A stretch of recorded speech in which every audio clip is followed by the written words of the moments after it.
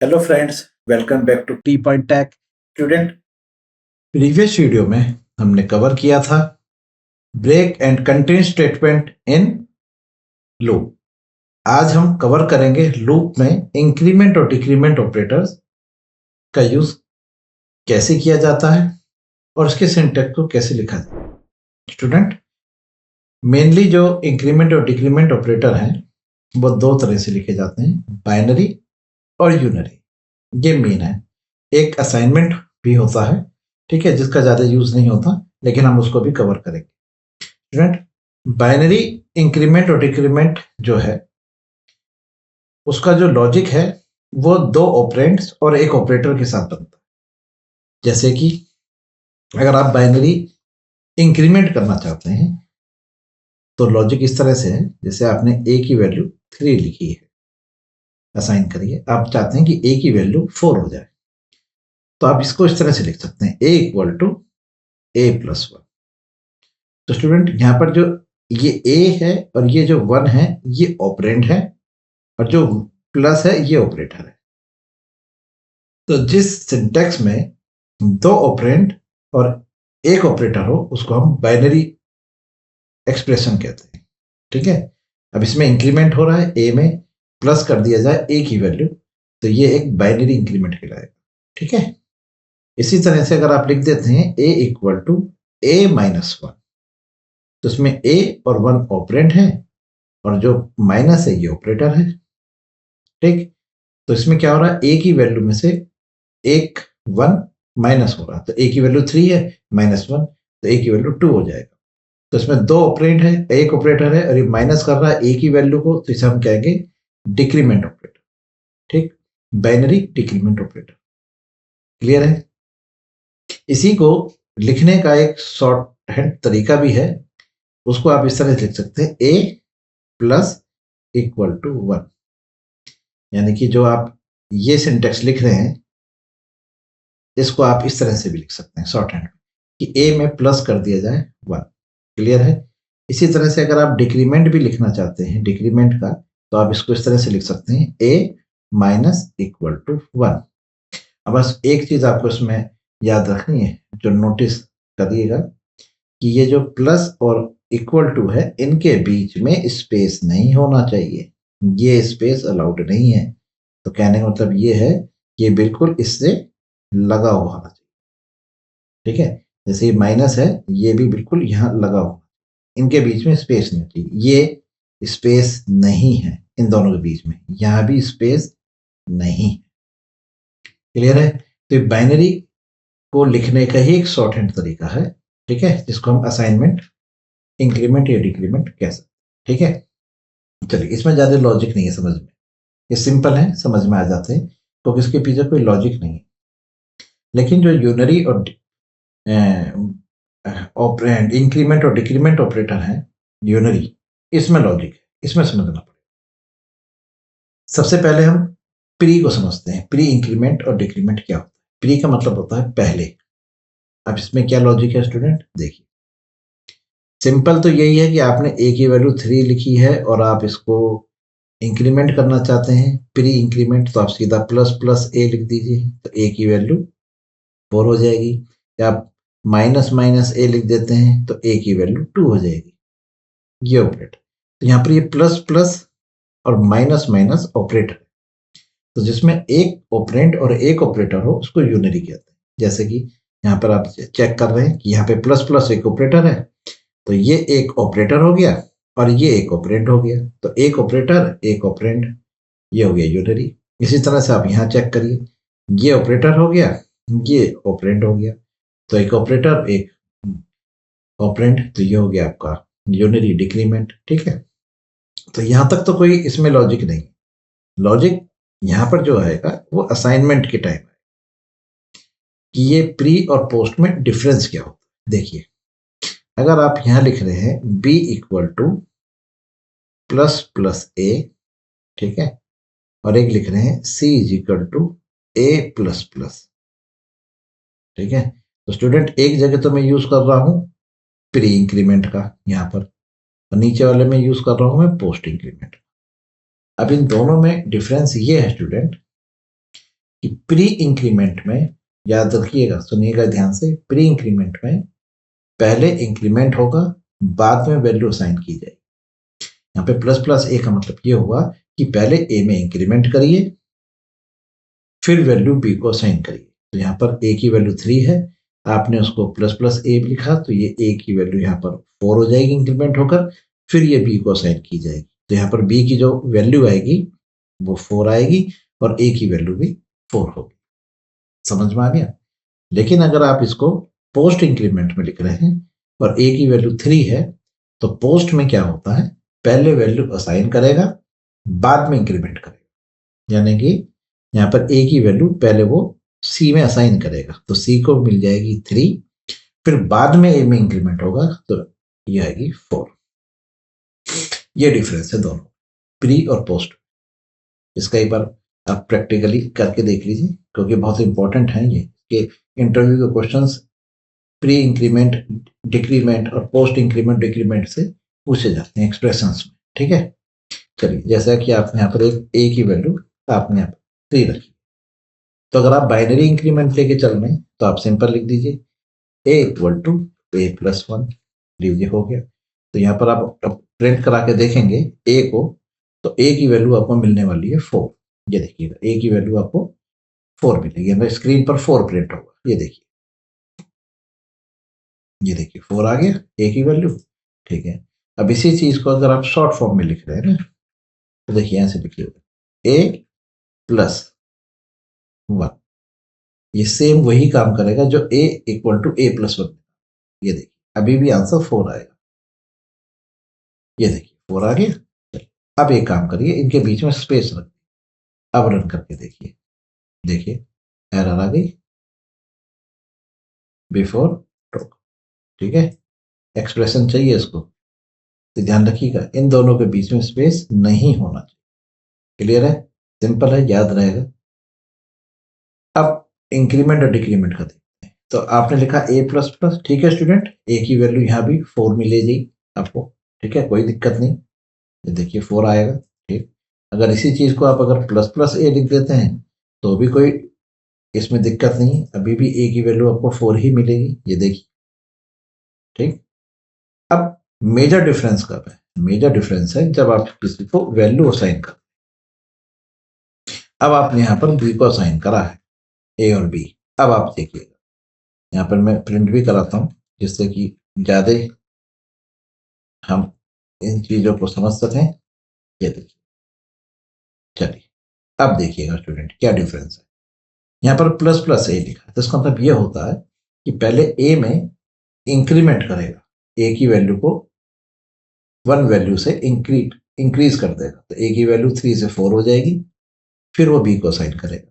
तो ए और बी की वैल्यू दोनों आपको 4 ही मिलने वाली है। देखिए ए और बी दोनों 4 आएंगे, ए और बी दोनों 4 4 है। ठीक है, न्यू लाइन के लिए आप इनके बीच में C out E N D L लगा दीजिए, ये एंड लाइन हो गया। ठीक, अब आप देखेंगे तो दोनों आउटपुट अलग अलग पाएंगे, लेकिन दोनों 4 4 आएंगे। ठीक है, चलिए, लेकिन अगर आप यहाँ पर प्लस प्लस ए प्लस प्लस लिख देते हैं तो क्या होगा? अब देखिए, अब ए की वैल्यू तो 4 होगी, बी की वैल्यू 3 होगी। देखिए, ठीक है, जैसे कि मैंने आपको बताया, इसमें क्या होगा, पहले वैल्यू बी को असाइन करेगा, ठीक, फिर इंक्रीमेंट करेगा।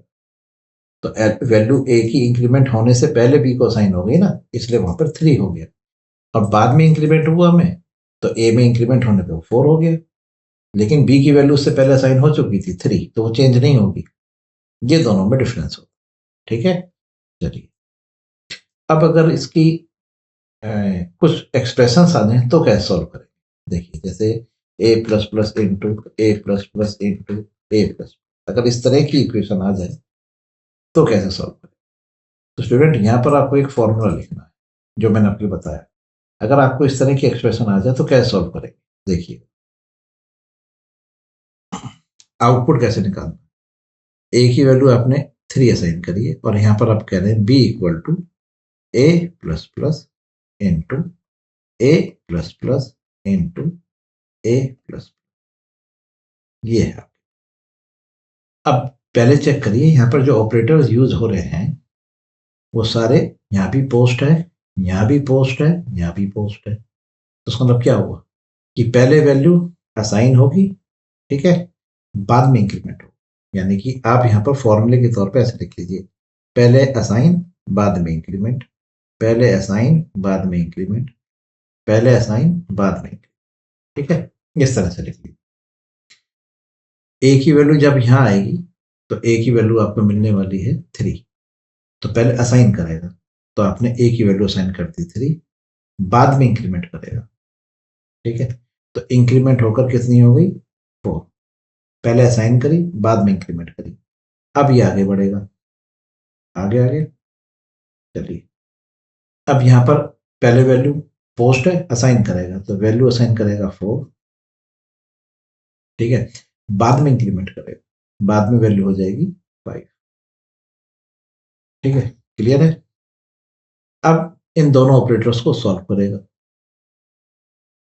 यानी कि इन दोनों की मल्टीप्लाई करेगा। दो ऑपरेंड होने चाहिए था ना, तो दोनों हो गए।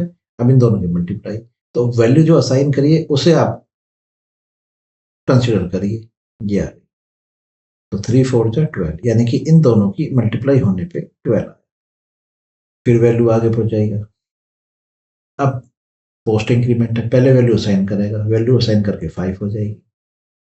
फिर इंक्रीमेंट करेगा, बाद में इंक्रीमेंट होकर 6 हो जाएगी, बाद में, पहले असाइन होगी 5, तो यहाँ पर 5 आ गया। तो 12 5 जा 60, 60 मिल गया आपको बी को, और ए को इंक्रीमेंट होकर 6 हो गया। ए में 3 इंक्रीमेंट है ना, तो ए की वैल्यू 6 हो गई, लेकिन बी की वैल्यू 60 आई, ठीक है। इस तरह से वैल्यू कंप्यूट करें। देखिए, ये देखिए, प्रोग्राम को सेव करिए और एक बार रन करके देखिए। तो ए की वैल्यू और बी की वैल्यू में आप डिफरेंस देखिए, ए की वैल्यू 6 और बी की वैल्यू 60। क्लियर है, समझ में आ गया स्टूडेंट्स? बहुत ही इंपॉर्टेंट है ये है लॉजिक। अगर कोई दिक्कत है तो एक बार दोबारा से रिवर्स करके देख लीजिएगा, ठीक है, असाइनमेंट और इंक्रीमेंट। क्लियर। अब यही चीज अगर मैं इसको इस तरह से लिख दूं तो क्या देगा, ए की वैल्यू 3 और B equal to plus plus A into plus plus A into plus plus. अब आप देखिए यहां पर तीनों जगह प्री इंक्रीमेंट, प्री में पहले इंक्रीमेंट बाद में असाइनमेंट, पहले इंक्रीमेंट बाद में असाइनमेंट, पहले इंक्रीमेंट बाद में असाइनमेंट। ये एक फॉर्मूला है, इस तरह से आप इसको 2-3 बार अगर आप करेंगे तो बाद में आपको फिर लिखने की जरूरत नहीं, ठीक है, सीधा माइंड में आप कैलकुलेट कर लें। तो ए की वैल्यू सीधा नीचे उतरेगी, तो यहां देखेंगे कि प्री इंक्रीमेंट है, तो पहले इंक्रीमेंट कर दो, वैल्यू इंक्रीमेंट होकर यहाँ पर 3 से 4 हो गई। असाइनमेंट स्टूडेंट अभी रह गया है, अभी मैंने वैल्यू असाइन नहीं करी है, बोला था ना कि पहले इंक्रीमेंट बाद में असाइनमेंट, तो ए की वैल्यू यहाँ पर असाइन नहीं हुई।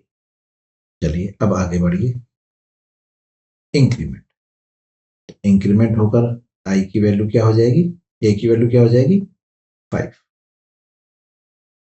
क्लियर है, ओके। अब क्या करेगा ये, अब ये वैल्यू असाइन करेगा, ठीक। तो यहाँ पर इसने जब वैल्यू असाइन करी तो ये 5 हो गई, ठीक, तो यहाँ भी 5। क्लियर है, समझ में आ गया। अब इन दोनों को मल्टीप्लाई करें, क्योंकि दो ऑपरेंड पूरे हो गए मल्टीप्लाई के लिए, बाइनरी है, तो 5 जो वैल्यू असाइन होती है उसको ही लेके चलना है, 5 5 जा 25। क्लियर, अब आगे बढ़ेगा, यहां भी वैल्यू इंक्रीमेंट पहले होनी है 6, ठीक है, फिर बाद में असाइन होनी है, जिसके बाद तो कुछ है नहीं, वैल्यू असाइन हो गई 6 या 6, ठीक। तो 25 6 जा क्या आएगा, 25 6 जा 150 और ए की वैल्यू 6, ठीक है। चलिए देखिए, ये देखिए, अब अगर हम इसको लिखें plus plus A into plus plus A into plus plus ए, ये देखिए सेव किया। अब आप इसे रन करके देखिए 6 और 150। क्लियर है, समझ में आ गया। अगर कोई डाउट है ना तो स्टूडेंट एक बार वीडियो को रिवर्स करके चेक कर लीजिएगा, और ये इंक्रीमेंट और असाइनमेंट जो मैंने नीचे लिखा है ना, इसको कंसिडर करिए, ठीक है। अब अगर मैं इसमें छोटा सा चेंज कर दूं, माइनर चेंज, देखिए कितना बड़ा आउटपुट पे चेंज होगा। अगर मैं यहाँ देखिए,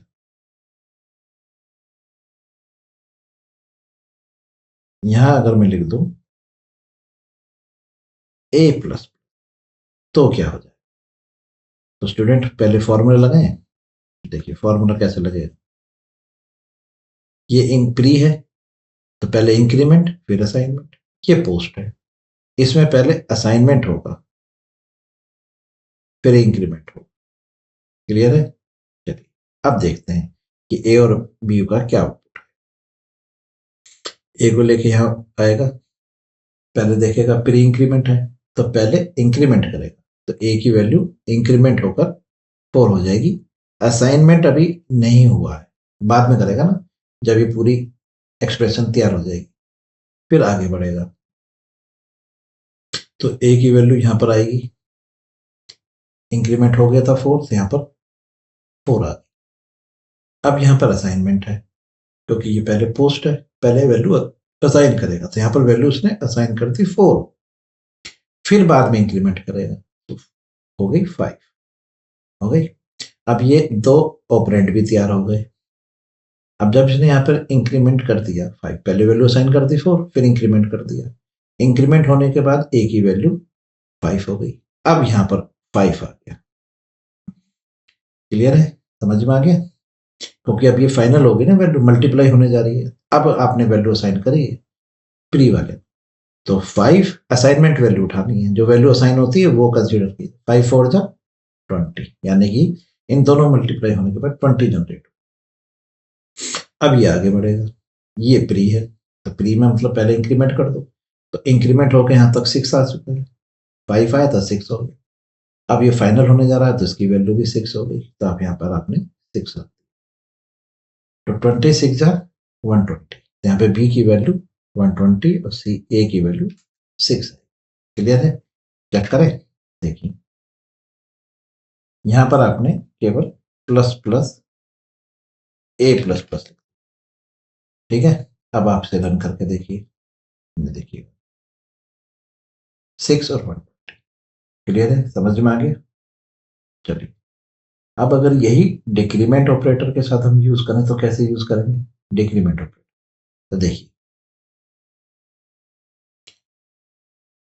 अगर हम यहाँ पर ये एक्सप्रेशन जो लिखी है इसको हम इस तरह से लिखें, ए इक्वल टू 3 और यहाँ लिखें बी इक्वल टू, मान के चलिए थोड़ा सा वैल्यू बड़ी ले लेते हैं 4, माइनस माइनस ए इंटू माइनस माइनस ए इंटू माइनस माइनस, ये वैल्यू,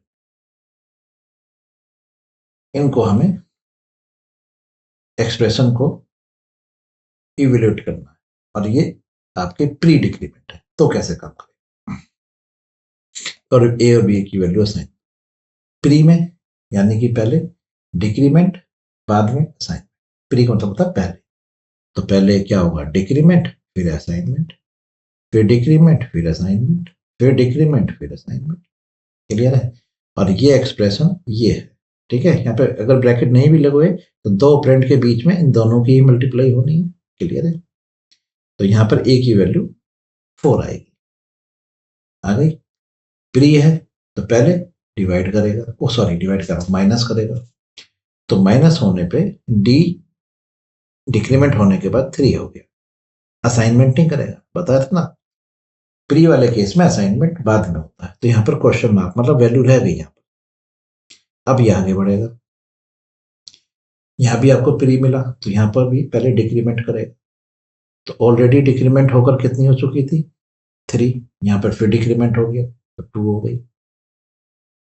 अब वैल्यू असाइन करेगा, क्योंकि अब 2 ऑपरेंड पूरे हो चुके हैं इस ऑपरेटर, तो यहाँ पर इसने 2 असाइन करी, तो यहाँ भी आपकी वैल्यू 2 हो गई।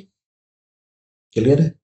अब आप इनकी मल्टीप्लाई कर दीजिए, तो 2 2 जा 4। क्लियर? फिर आगे बढ़ेगा, जब आगे आएगा तो यहाँ पर डिक्रीमेंट होकर अब तक 3 से 2, 2 से 1, ठीक है।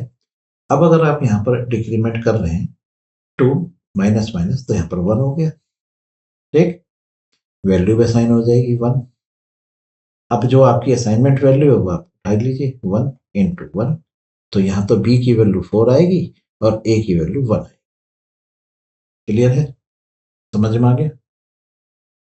चलिए इसको भी हम एक्सप्रेशन में लिख के देखते हैं। आपने लिखा minus minus into minus minus into minus. चलिए अब देखिएगा, पर ए की वैल्यू मैंने 4। अब अगर मैं इस प्रोग्राम को कंपाइल और रन करूं तो 1 और 4 आंसर आना चाहिए। देखिए, क्लियर है, समझ में आ गया? अब यही चीज अगर मैं यहां पर पोस्ट में लिख दूं, डिक्रीमेंट, ये 4 लिखा, लिखा B equal to A minus minus into A minus minus into A minus.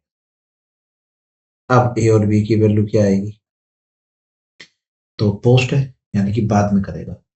तो इसमें क्या होगा, पहले असाइनमेंट फिर डिक्रीमेंट, पहले असाइनमेंट फिर डिक्रीमेंट, पहले असाइनमेंट फिर डिक्रीमेंट। क्लियर है, समझ में आ गया? चलिए, ए की वैल्यू यहां पर 4 आएगी, तो पहले वैल्यू असाइन करेगा। ये लीजिए, जो वैल्यू असाइन हो जाती है ना फिर वो चेंज नहीं होती। डिक्रीमेंट, पहले असाइनमेंट बाद में डिक्रीमेंट, तो पहले वैल्यू असाइन कर दी फिर डिक्रीमेंट करेगा, डिक्रीमेंट होकर वैल्यू 3 हो गई। फिर आगे बढ़ा, यहां से यहां आगे, यहां भी आपको क्या मिल रहा है, पोस्ट डिक्रीमेंट, तो पहले वैल्यू असाइन करेगा। वैल्यू असाइन करने का मतलब है यहां पर 3 आई, ठीक है, डिक्रीमेंट होकर 3 हो गई थी, वैल्यू असाइन कर दी, बाद में डिक्रीमेंट करेगा, डिक्रीमेंट होकर 2 हो गई, और ये दो ऑपरेंड तैयार हो गए मल्टीप्लाई। असाइनमेंट वाली वैल्यू आप यहां से ले लीजिए 4 और 3, तो 4 3 जा 12, 12 आ गया।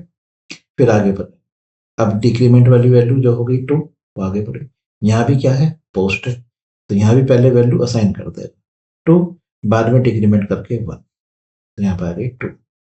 अब अगर इनकी मल्टीप्लाई करोगे तो 12 2 जा 24 और वैल्यू 1, 1 और 24 है पोस्ट डिक्रीमेंट। ये देखिए, ए minus minus into A minus minus into A minus. चलिए अब अगर मैं इसे रन करता हूं तो देखिए आप 1 और 24। क्लियर है स्टूडेंट, कोई डाउट? चलिए अब अगर मैं इसमें कोई बीच में, जैसे मैंने पिछले में आपको एग्जांपल में बताया था कि यहां पर अगर हम एक माइनस माइनस ए रख, यानी कि बीच में हमने एक प्री इंक्रीमेंट रख दी, तो क्या होगा, किस तरह से इसको हम रीड करेंगे और कैसे इसको एक्सप्रेशन को सॉल्व करेंगे। देखिए, ये पहले क्या होगा, असाइनमेंट फिर डिक्रीमेंट, इसमें पहले डिक्रीमेंट बाद में असाइनमेंट, इसमें पहले असाइनमेंट बाद में डिक्रीमेंट। ठीक है, चलिए ए की वैल्यू 4 आ गई, पोस्ट डिक्रीमेंट, तो पहले वैल्यू असाइन कर दो ना 4, तो फाइनल हो गया कि ए की वैल्यू 4 है, फाइनल हो गई, अभी चेंज नहीं हो सकती क्योंकि स्टैक में चली गई। डिक्रीमेंट होकर वैल्यू 3 हो गई। अब आ गया वो प्री है, पहले डिक्रीमेंट करेगा, तो डिक्रीमेंट करने के बाद यहां पर वैल्यू 2 हो गई, फिर वैल्यू असाइन करेगा तो 2 हो गई, यानी कि इसमें और इसमें दोनों ऑपरेंड तैयार है, तो 4 और यहां पर 2, 4 2 जा 8। अब ये आगे बढ़ा, पोस्ट है, बाद में होगा डिक्रीमेंट, पहले असाइन होगी, तो वैल्यू असाइन हो गई 2। ठीक है, ये फिर डिक्रीमेंट हुआ, डिक्रीमेंट हो गया 1, तो असाइनमेंट हो गया यहाँ पर 2 आ, तो 8 2 जा 16 और ए की वैल्यू 1। क्लियर है, चेक करिए, यहां पर आपने लिख दिया माइनस माइनस। क्लियर है, चलिए रन करके देखते हैं कि आउटपुट क्या आ रहा है। देखिए 1 और 16। क्लियर, समझ में आ गया स्टूडेंट किस तरह से हम इंक्रीमेंट और डिक्रीमेंट ऑपरेटर्स का यूज करते हैं? कोई डाउट है तो एक बार रिवर्स करके दोबारा लॉजिक को चेक कर लीजिए और समझ लीजिए। फॉर्मूला जैसे मैंने आपको बताया उस तरह से रखिए, जो वैल्यू असाइन हो गई वो चेंज नहीं होगी। क्लियर है? चलिए इस वीडियो में इतना ही रखते हैं। अगली वीडियो में हम स्टार्ट करेंगे लूप के एग्जाम्पल। अगर ये वीडियो आपको यूजफुल लगी तो अपने फ्रेंड्स के साथ इसको शेयर करिए, लाइक करिए और कमेंट करिए, और हमारे चैनल को भी सब्सक्राइब करिए। Thank you very much. Good bye.